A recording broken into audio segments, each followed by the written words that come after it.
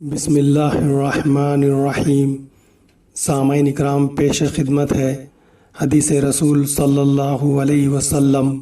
हमसे इस्माइल ने यह हदीस बयान की। वो कहते हैं कि उनसे मालिक ने, वो अम्र बिन यहया अल-माज़िनी से नकल करते हैं, वो अपने वालिद से रिवायत करते हैं, और वह अबू सईद खुदरी रज़ी अल्लाह अन्हु से, वो नबी करीम सल्लल्लाहु अलैहि वसल्लम से नकल करते हैं कि आप सल्लल्लाहु अलैहि वसल्लम ने फरमाया, जब जन्नती जन्नत में और दोज़खी दोज़ख में दाखिल हो जाएंगे, अल्लाह ताला फरमाएगा, जिसके दिल में राई के दाने के बराबर भी ईमान हो, उसको भी दोज़ख से निकाल लो। तब ऐसे लोग दोज़ख से निकाले जाएंगे और वो जलकर कोयले की तरह सियाह हो चुके होंगे।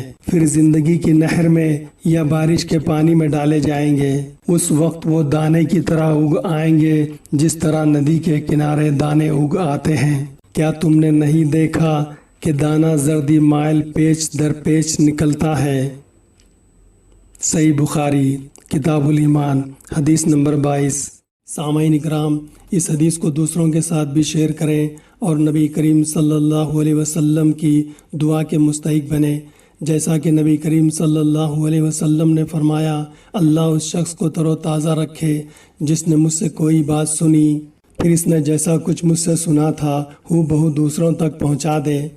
जामे तिर्मिज़ी हदीस नंबर 2653।